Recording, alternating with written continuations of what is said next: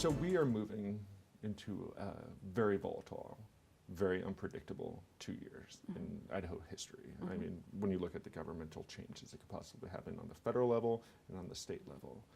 When you look at the next 2 years, what do you see as the best case scenario? Best case scenario. I think the talk about redoing some things that have become too bureaucratic or opening up for discussion about how we can do programs better always has the potential of possibly changing it for the good. I think you can get easily entrenched in the way it is in government, and so when you shake things up like this, it always opens the opportunity for looking at it from a different perspective, maybe putting resources to it differently, especially if all levels of what that works, like what might happen in DC that impacts the states, that impacts local governments, will have to be done more thoughtfully or differently, potentially. And I think that that is always an open discussion for possibly doing better. When you say opened up, what, do you mean less strings attached, less regulation? What are you talking about when you say opens up? Well, my wish would be that I think what I see right now is more of a push to the states and to regions. It just becomes unwieldy for some programs from the federal government, and yet some of them we depend on heavily in order to function budgetarily. So there's sort of that balance. But if we truly take more responsibility on as a state on some programs, we'll have to be more thoughtful about how we budget, and hopefully we'll open up to having, I think, a more sincere dialogue with our local governments. We like to talk about local control, but as we've seen in the legislature, a lot of the bills that we've passed in recent years have been more limiting to, where it's more, we consider them a political subdivision of the state rather than a separate entity that should be allowed to grow and have other resources.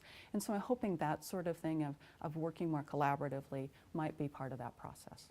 And how does Idaho take advantage of that over the next 2 years? If we do see more of that control coming to the state level, what can Idaho do to really capitalize on having more control here? Well, we'd have to be thoughtful about it. It can be abused, but I'm hopeful that if we recognize the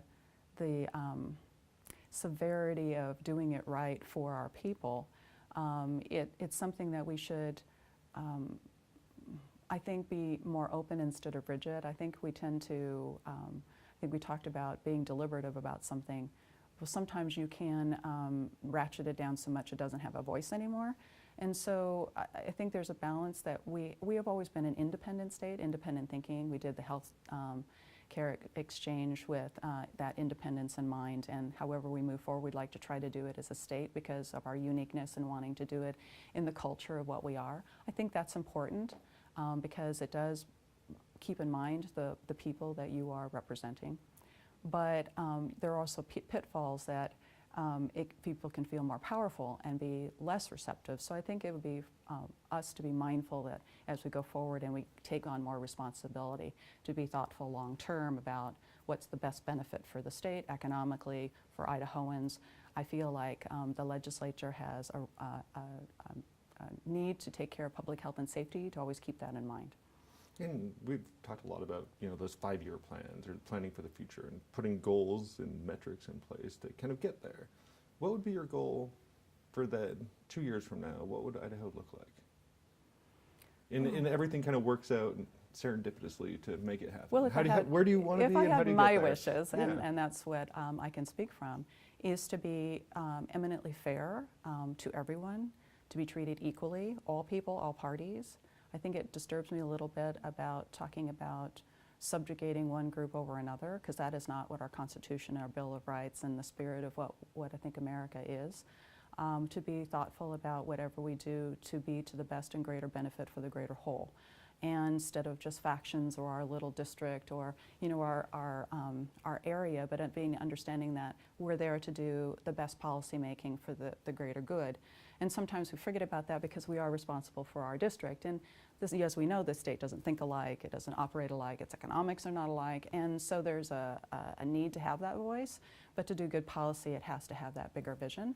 I would hope that we would do that. I'm a little concerned that we'll start getting into uncharted waters about what our budget can handle if more is handed to the states from the federal government in block grants, for instance, for anything from healthcare to transportation to any of those departments that we end up getting a lot of federal revenue from.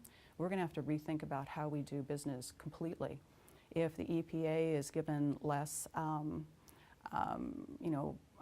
responsibility in the arena, that it gets pushed to DEQ in Idaho, and they'll have to be looking over water, healthy water, healthy air, that sort of thing. And are they prepared to take on that added responsibility and being the first to handle those sorts of situations? If we receive $1.60 for every dollar we put into transportation, are we prepared to get half of that and still function when we know that our transportation infrastructure is already lagging way behind in its maintenance?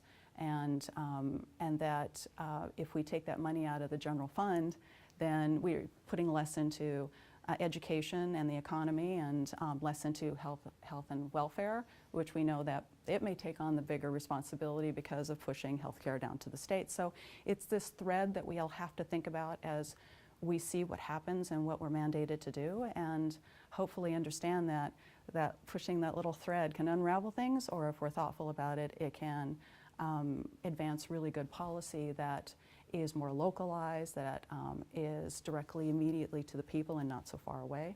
But we'll have to navigate that very differently than what we're used to. And again, under this best case scenario, does Idaho government fundamentally look the same 2 years from now?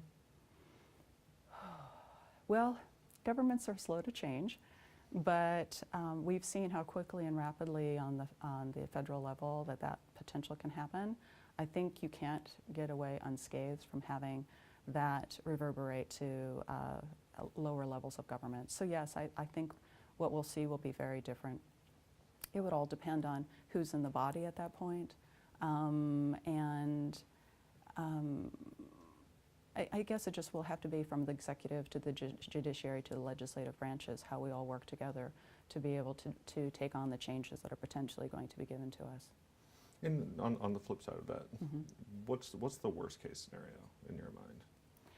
Well, if we're not prepared and we aren't thoughtful, we're proud to always balance our budget and to have a surplus so far, which is blessed to have that and to work with that. I think we need to hold on to that for any potential changes. We know that emergencies happen, and with all this great snowpack and fire, we'll have to take care of that. But beyond that, the worst case scenario could be that we are mandated to take care of things that we shared with the federal government to a much higher level than we're fiscally capable of navigating, at least if it all comes to us at once. If it's something that happens over a gradual period of time, we can keep adjusting. But as we've seen when the economy, the downturn of the economy in 08, 09, we were here until May trying to redo a budget a couple of times and really desperately trying to see how we were going to cover all the bases. It's possible that if we don't receive enough revenue to take on bigger tasks, that kind of hard look is going to be necessary in order to be able to balance a budget and still cover what we think are important for the economy and education, the things that we all have agreed that we care about. And I just don't know how that'll turn out. It'll probably be a fight. Everybody will want to take care of things that they care about the most. In the end, what's the best for most Idahoans, so we just have to keep in mind. And it's too nebulous right now for me to know how well we'll behave under those kinds of potential changes or crises. So. Is there the possibility of Idaho 2 years from now having to cut essential services or dramatically raise taxes to infill some of that money that's no longer coming in from the federal government? Well, there's I mean, we'll have to function, and so where we receive those revenues will be a consideration, and yes, it will be fees and taxes, and I know people don't care to think about that, but when your programs cease to function and they're too austere, then they're not benefiting anyone, and so there's a level where it's functioning but it's not fat. And we've seen what that looks like, and I don't think we want to go back to that because it's too difficult to dig out of. But if we don't have choices, the transition can be very painful until we find our way again. So it's hard to know. I hope that we're thoughtful and smooth about it, but likely there will be kinks, as there always is in government. And It could be pretty uncomfortable in the short term, hopefully only short term, but that transition is usually painful. So 2 years from now, when you look at what Idaho looks like under this worst case scenario, have we deferred road maintenance significantly? Have we cut back on health and welfare? Have we cut back on education funding? Have we put a lot of the permitting prices, the TDML for water, over to the local areas because they're not getting that infill from EPA? I mean, or have we raised taxes significantly at the state level to kind of keep all those services that we have grown accustomed to here in Idaho? Like, I can see that kind of going either way under this worst case scenario. What do you think it looks like? Well, the legislature has been very resistant to raising taxes. I don't think that's going to be an easy conversation with constituents. There may be the need when they realize they have no services that they start understanding that there's a need to have to bring in revenue to be able to help programs function. I think that it's hard to know with the deregulation, which is the predisposition of the administration, how that'll impact an ability us to navigate easier, or whether it would be we're responsible for then, as you were saying with DEQ, to take on that responsibility, where those thresholds are and where the lines are. Because at some point you still have to function as a civil society and do your, and as we are accustomed to at least do services so that that people are taken care of to us. I mean, there's a self-responsibility in all of that, but that we keep that structure in place for good governing. We're going to have some difficult conversations about what's necessary and what's not. But you know, where that revenue comes from, you're right. It would have to change the culture of the legislature to be talking about raising taxes and finding revenues where we haven't before or for a long time. It seems like the common theme of both your best case and your worst case scenario is more control over governance moving to the state of Idaho. Now, I think you said local control. Some folks in the cities and counties might argue that's more state control than local control. Well, what I was saying is I hope that we give some freedom to local governments, because they may have a formula that's working very locally to have that the economy is doing well, that their wages are good, that it's a place that's growing and thriving. I hope that we don't keep getting in the way of that, which I think we have been. I don't think, as you're right, I don't think the state has given local control like they profess to. I think they really truly believe that local governments are political subdivisions of the state, and therefore they have a right to control them. And as far as I've seen with the legislation that we've passed in recent years, I think if you really want to deregulate a system to an extent where you give more freedom for areas to find their way, it might be necessary to at that point. But I hope that we do start letting regions that are, we know that there are very economically sound areas of Idaho, and instead of getting in the way, how about if we let them do the good job that they're doing, and then we focus on what the state can do to help provide for that or assist in that economy without getting in the way. And let's put on our red Make America Pragmatic hat on for a second. Under the reality that we have here, not the best case, not the worst case scenario, just kind of your best guess of what's going to happen over the next 2 years. What is your vision for Idaho? Because we're hearing a lot of wait and see. Let's kind of figure out what happens at the federal level. Maybe the Obamacare gets repealed, and we deal with that then. Maybe education moves over to block grants, we deal with that then. Maybe Medicaid, TANF, welfare funding moves over to block grants, we deal with it then. But it seems like, from what you're saying, from what I'm hearing from folks in the legislature, is the common theme is more of this authority and control looks like it's going to be moving to the state.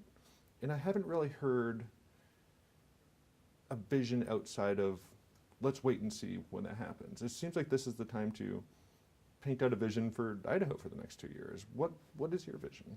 Well, I think we'll have a better chance of doing any transition well if we're given a block grant for any of those services that you'd mentioned. Thinking about it now and that potential is smarter than waiting till they hand it to us.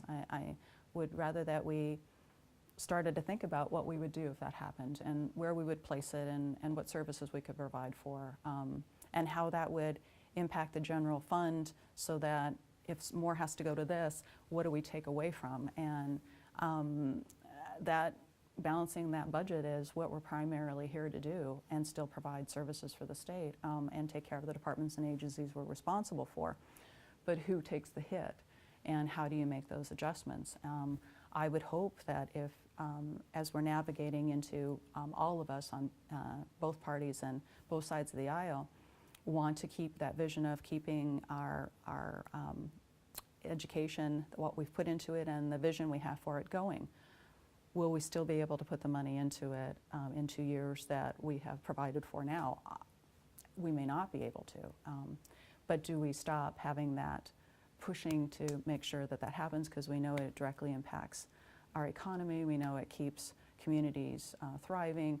We just have to figure out what our top priorities are and not waver. And I know it's easy to get unrailed when things like that happen or there are big changes. But if we truly have that vision, we should stay on that vision and try to do what we can to pick what our top priorities are and concentrate on them. But not to forsake everything in that process, because there is functionality about, you know, other things that we may not choose that we'll still be responsible for.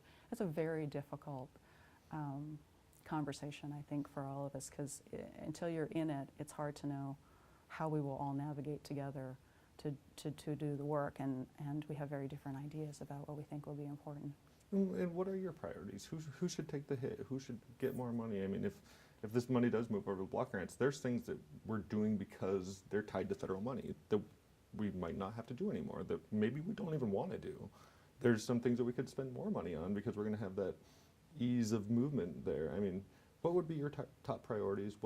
What's the fat we could cut off? What's the programs we could invest more in? Education has always been my priority, but I'm thinking from pre-K into career. I think a cohesive program helps on all levels. I think we'll have to probably adjust maybe how much we're putting into it, but holding that as a priority I think is important, because it does impact so many levels of life in Idaho. I philosophically think that it's going to be a difficult conversation with healthcare. But I don't think you forsake groups of people in that conversation. If you do something, you need to be fair and even about it.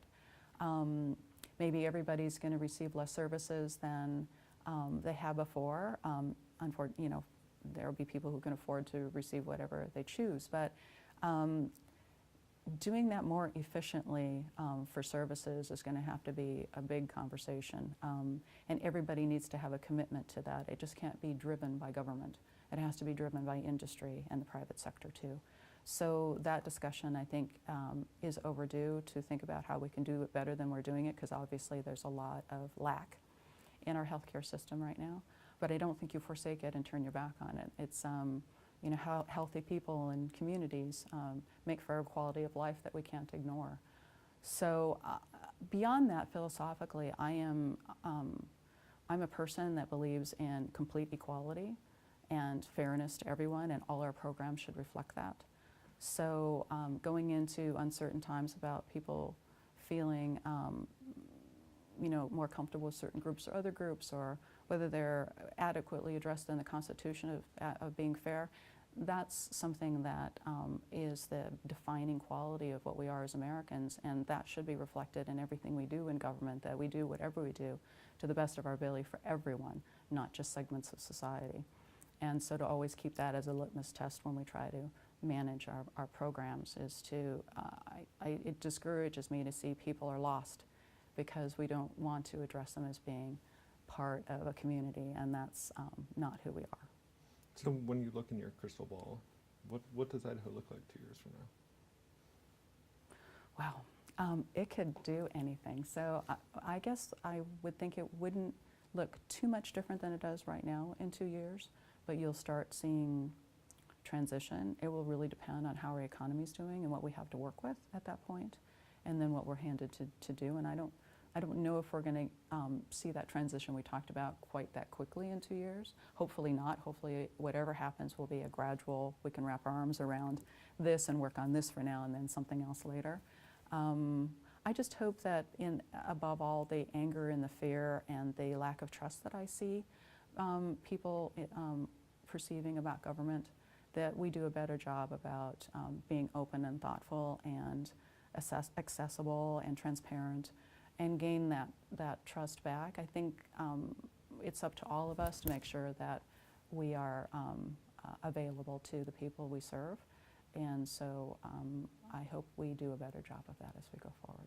And finally, and thanks for all the time, if I went over to the State House and kind of asked everyone what the vision for Idaho was, or what the collective vision is coming out of, let's say, the executive branch and the legislature and the judiciary, what's the collective vision moving forward for the next 2 years? Would I get similar answers from everyone? Or would people be all over the place? Like, do you feel like there's kind of a collective vision that everyone agrees on or understands at this point? I can't speak for everybody else, but I think that there is a real political will to do what we're doing for education. I think that I can pretty definitively, it's unvarying where we put the monies and where we put the most emphasis, but the track forward to an educated workforce and skilled workforce that we're going to need for the jobs that we're trying to create is going to be hugely important. So if there's something, I think we can stay in agreement and hopefully have the revenue and the ability and the political will to move forward. That's the one I think that I see everybody agreeing on. Other than that, chaos. Well, I think people put more emphasis on, beyond that, I think people put more emphasis on some things than others. I can speak for my caucus. I think healthcare and equality and trying to do good policy with all sides, not just one party or one group, is always where we try to come from. And for me, I feel like we have to put a little more heart back into politics, and so that means that you have to sit and be a good listener, and that only happens when you let yourself be around the people that you're serving, and I hope we do that better. Well, thank you so much. Thank you.